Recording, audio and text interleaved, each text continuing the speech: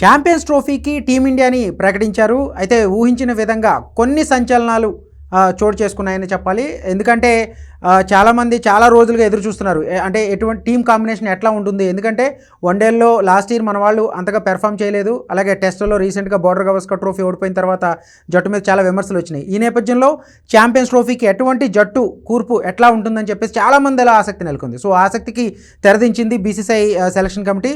So regular captain Rohit Sharma తన కెప్టెన్సీని నిలబెట్టుకున్నాడు. అయితే ఈ మెగా టోర్నీకి శుభ్మన్ గిల్ని వైస్ కెప్టెన్గా ప్రకటించడం ఒక విధంగా ఆశ్చర్యకరమైన నిర్ణయంగానే చెప్పాలి. ఎందుకంటే మనకి లాస్ట్ టైం సిరీస్లు చూసుకుంటే కనుక రీసెంట్గా ఇంగ్లాండ్తో టీ20 సిరీస్ జరగబోయే టీ20 సిరీస్లో అక్షర్ పటేల్కు వైస్ కెప్టెన్సీ ఇచ్చారు. సో ఈ వైస్ కెప్టెన్సీ అనేది రొటేషన్ చేస్తున్నారు. సో శుభ్మన్ గిల్కి ఈసారి మెగా టోర్నీలో అంటే ఫ్యూచర్ కెప్టెన్సీ మెటీరియల్గా గిల్కి అవకాశం ఉంది అని చెప్పడానికి ఇది ఒక ఉదాహరణగానే చెప్పుకోవాలి. సో ఇక విరాట్ కోహ్లీ తన ఇంజురీ ఏదైతే రంజీ ట్రోఫీ ఆడను కొన్ని మ్యాచ్లు దూరంగా ఉంటాయని చెప్పాడో, విరాట్ కోహ్లీకి మెడ నొప్పి కారణంగా కొన్ని మ్యాచ్లు దూరంగా ఉంటాడు. ఈ టోర్నమెంట్లో ఎట్లా ఆడతాడు, అసలు అందుబాటులో ఉంటాడా లేదా అన్న అనుమానాలు కూడా తెరదించింది BCCI selection committee. So Virat Kohli కూడా మెగా టోర్నీకి ఎంపికయ్యాడు. ఇక శ్రేయస్ అయ్యర్ చాలా రోజుల తర్వాత టీమిండియాలోకి రీఎంట్రీ ఇచ్చాడు. మనం చూసుకోవచ్చు లాస్ట్ ఇయర్ చాలా నిరాశపరిచాడు, తన ఫామ్ కోల్పోయాడు. సో జట్టులో చోటు కోల్పోవడం కూడా జరిగింది. కానీ దేశవాళీ క్రికెట్లో ఏదైతే గంభీర్ కానీ బీసీసీఐ కానీ గత 6 నెలల కాలంగా చెప్తున్న ఆ రూల్స్ను ఫాలో అవుతూ శ్రేయస్ అయ్యర్ దేశవాళీ క్రికెట్లో దుమ్ము రేపాడని చెప్పాలి. వరుసగా 4 సెంచరీలు అంటే కన్సిస్టెంట్ పెర్ఫార్మెన్స్ ఖచ్చితంగా అతనికి చోటు దక్కుతుందని చెప్పేసి చాలామంది అంచనా వేశారు. సో సెలక్షన్ కమిటీ కూడా అతని విషయంలో ఎటువంటి రాంగ్ స్టెప్ వేయకుండా అతనికి అవకాశం ఇచ్చింది. సో ఎందుకంటే మిడిల్ ఆర్డర్లో ఖచ్చితంగా టాప్ ఆర్డర్ తర్వాత మిడిల్ ఆర్డర్లో ఏదైతే కోహ్లీ తర్వాత ఎవరు బ్యాటింగ్ చేస్తారు, కన్సిస్టెంట్గా ఎవరు పెర్ఫామ్ చేస్తారనే దాని మీద రాహుల్ పేరు ఉన్నప్పటికీ కూడా శ్రేయస్ అయ్యర్ ఫామ్లో ఉన్నాడు కాబట్టి ఖచ్చితంగా అతను ఇండియన్ బ్యాటింగ్కి వన్డే ఫార్మేట్లో కీలకంగా ఉండబోతున్నాడు అనేది మరోసారి అర్థమైందని చెప్పాలి.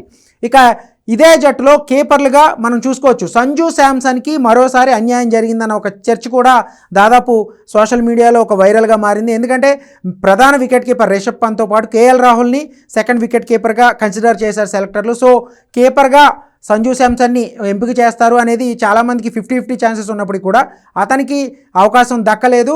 అతని స్థానంలో ఒక ఎక్స్ట్రా స్పిన్నర్ మాత్రమే తీసుకున్నారు. So Rishabh Pant, KL Rahul wicket keeping బాధ్యతలు అంటే మోస్ట్లీ రిషబ్ పంత్కే అవకాశం ఉంటుంది కాబట్టి ఇన్ కేస్ ఏదైనా ఇంజరీ అయినా KL Rahul was the backup wicket keeper. So ఈ విషయంలో సంజు శాంసన్కి మరోసారి సెలెక్టర్లు షాక్ ఇచ్చారని చెప్పాలి. ఎందుకంటే టీ20 ఫార్మేట్లో అతన్ని రెగ్యులర్గా సెలెక్ట్ చేస్తున్నా, వన్డే ఫార్మేట్కి మాత్రం కన్సిడర్ చేయట్లేదు. ఇక ఛాంపియన్స్ ట్రోఫీకి ప్రకటించిన టీమిండియాలో ఆల్రౌండర్లుగా మాత్రం 4 ఆల్రౌండర్ని సెలెక్ట్ చేసుకున్నారు సెలక్షన్ కమిటీ. ఎందుకంటే హార్దిక్ పాండ్యా రెగ్యులర్గానే మనకి ఒక కీలకమైన ప్లేయర్ ఎలాగ చూసుకోవచ్చు మనం. T20 world cup last year T20 world కప్లో అతను కంబ్యాక్ ఏ విధంగా ఇచ్చాడు, ఇండియా టైటిల్ గెలవడంలో ఎలాంటి కీలక పాత్ర పోషించాడు, బౌలింగ్ పరంగా బ్యాటింగ్ పరంగా అనేది మనం చూసాం. సో హార్దిక్ పాండ్యా ఆల్రౌండర్ల అటాక్ని లీడ్ చేయబోతున్నాడు. అలాగే అక్షర్ పటేల్ ఎందుకంటే మనం చూసుకోవచ్చు రీసెంట్గా అతను వైస్ కెప్టెన్స్గా కూడా ఎంపికయ్యాడు ఇంగ్లాండ్తో టీ20 సిరీస్కి. అక్షర్ పటేల్ బ్యాట్తో పాటు బంతితోనూ అద్భుతంగా రాణిస్తున్నాడు. ఎందుకంటే వన్డేల్లో మనకి ఆల్రౌండర్లు కూడా చాలా కీలకం. సో లోయర్ ఆర్డర్లో ఎప్పుడైనా ఒకవేళ వికెట్లు సడన్గా కొలాప్స్ అయితే కనుక మధ్యలో మిడిల్ ఆర్డర్ కానీ టాప్ ఆర్డర్ కానీ కొలాప్స్ అయినప్పుడు ఆల్రౌండర్లే కీలకంగా ఉంటారు. సో ఈ విషయంలో అక్షర్ పటేల్ మీద ఖచ్చితంగా వాళ్ళ ఫామ్ మీద అతని ఫామ్ మీద నమ్మకం ఉంచారు సెలెక్టర్లు.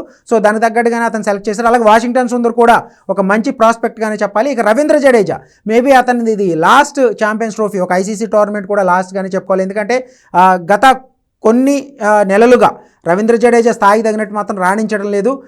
ఎందుకంటే మనం చూసుకోవచ్చు టీ20 వరల్డ్ కప్ తర్వాత వెంటనే షార్ట్ ఫార్మాట్కి రిటైర్మెంట్ ప్రకటించాడు జడేజా. కానీ రీసెంట్గా బోర్డర్ గవస్కర్ ట్రోఫీ కావచ్చు, అంతకుముందు కూడా కొన్ని ప్రధాన సిరీస్ల్లో అతను పెద్దగా ప్రభావం చూపలేకపోతున్నాడు.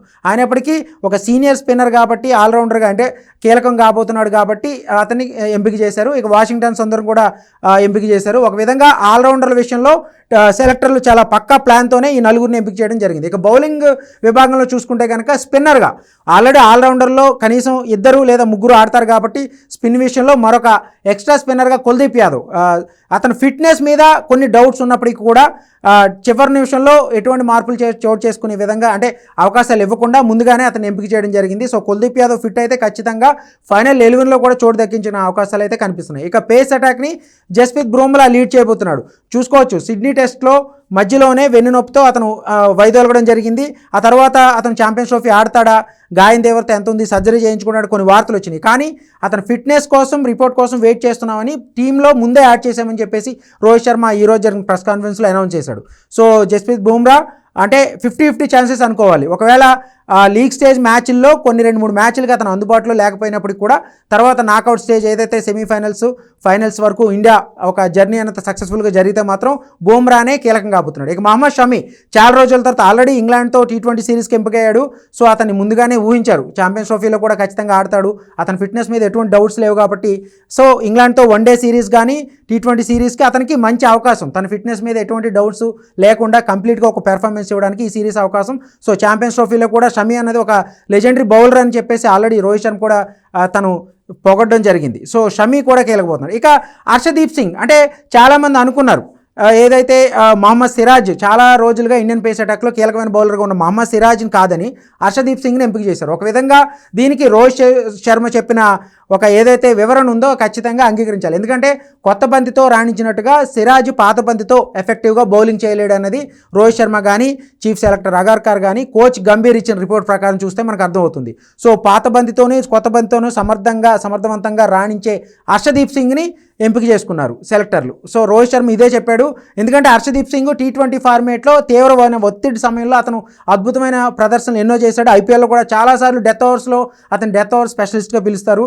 అంటే ప్రత్యర్థి బ్యాటర్ని కట్టడి చేయడానికి హర్షదీప్ సింగ్ లాంటి బౌలర్ మనకు ఖచ్చితంగా కావాలి ఒక మెగా టోర్నీలు ఆడబోతున్నప్పుడు. సో హర్షదీప్ సింగ్ పిక్ కూడా మంచిగా ఒక మంచి పిక్గానే చెప్పాలి. సో ఈ విధంగా సిరాజ్కి చోటు దక్కలేదు. ఒక విధంగా సిరాజ్ రీసెంట్గా ఆస్ట్రేలియా గడ్డు మీద ఏదైతే బోర్డర్ గవస్కర్ ట్రోఫీలో అంతకుముందు 2-3 సిరీస్ల్లో కన్సిస్టెంట్ పర్ఫార్మెన్స్ అయితే కనిపించలేదు. సో ఇది కూడా ఒక కారణంగా చెప్పుకోవచ్చు. సో సిరాజ్కి ఇది ఒక మేలుకొలుపుగానే చెప్పాలి. మళ్ళీ దేశవాళీ క్రికెట్ రంజీ మ్యాచ్లు ఆడి ఫామ్ అందుపుచ్చుకుని జట్టులోకి రీఎంట్రీ ఇవ్వడానికి సిరాజ్కి ఇది మంచి చక్కటి అవకాశం. ఇక యశస్వి జైస్వాల్ కూడా ఈ టోర్నమెంట్కి ఎంపికయ్యాడు. ఎందుకంటే జైస్వాల్ మనం చూసుకోవచ్చు లాస్ట్ 1.5 ఇయర్గా టీంలో ఏదైతే టెస్ట్ ఫార్మేట్ కానీ T20లో కానీ అద్భుతంగా రాణిస్తున్నాడు, ఐపీఎల్లో కూడా నిలకడగా ఆడుతున్నాడు. సో అతనికి మరోసారి ఏదైతే మెగా టోర్నీకి అవకాశం దక్కడం నిజంగా అతనికి మంచి గోల్డెన్ ఛాన్స్గా చెప్పాలి. ఇక రిజర్వ్ ప్లేయర్స్గా నితీష్ కుమార్ రెడ్డి, అవీష్ ఖాన్ అండ్ వరుణ్ చక్రవర్తి మనం చూసుకోవచ్చు. తెలుగు తేజం నితీష్ కుమార్ రెడ్డి రీసెంట్గా ఆస్ట్రేలియా టూర్లో ఎంత అద్భుతంగా పెర్ఫామ్ చేశాడో, అడిలైడ్ అంటే ఈ ఒక ఫార్మేట్లో T20లోకి వచ్చిన ఒక నెల రోజులకే టెస్ట్లో కూడా అడుగుపెట్టాడు. ఇప్పుడు కూడా మరొక నెల రోజులకే వన్డేలో కూడా ఎంట్రీ ఇవ్వబోతున్నాడు. అంటే ఫైనల్ 11లో చోటు దక్కుతుందా లేదా అనేది మనం పక్కన పెడితే ఖచ్చితంగా రిజర్వ్ ప్లేయర్గా నితీష్ కుమార్ రెడ్డిని సెలెక్టర్లు ఒక సూపర్ పిక్గా తీసుకోవడం ఖచ్చితంగా అతనికి గోల్డెన్ ఛాన్స్గానే చెప్పాలి. ఇక అవేష్ ఖాన్ బౌలింగ్లో మనం చూసుకోవచ్చు. ఒక పేస్ బౌలింగ్ అటాక్లో ఎవరైనా గాయపడితే ఖచ్చితంగా అవేష్ ఖాన్ని యూజ్ చేసుకునే అవకాశం ఉంటుంది. అలాగే వరుణ్ చక్రవర్తి రీసెంట్గా మనం చూసుకోవచ్చు దేశవాళీ క్రికెట్లో మళ్ళీ తన ఫామ్ అందుకోవడం కన్సిస్టెంట్గా రాణిస్తుండడంతో రిజర్వ్ ప్లేయర్గా, ఎందుకంటే దుబాయ్ పిచ్లో ఏదైతే ఇండియా ఆడబోతున్న మ్యాచ్లన్నీ కూడా ఈసారి ఛాంపియన్స్ ట్రోఫీ పాకిస్తాన్లో జరుగుతున్నాయి. ఇండియా మాత్రం పాకిస్తాన్ వెళ్ళదు. సో మనకి హైబ్రిడ్ మోడల్లో మన మ్యాచ్లన్నీ దుబాయ్లో జరుగుతాయి. సో దుబాయ్ పిచ్లు స్లోగా ఉంటాయి, స్లో బౌలర్లకు అనుకూలిస్తూ ఉంటాయి. సో వరుణ్ చక్రవర్తి దీని కారణంగానే కూడా రిజర్వ్ ప్లేయర్గా సెలెక్ట్ చేశారని చెప్పుకోవాలి.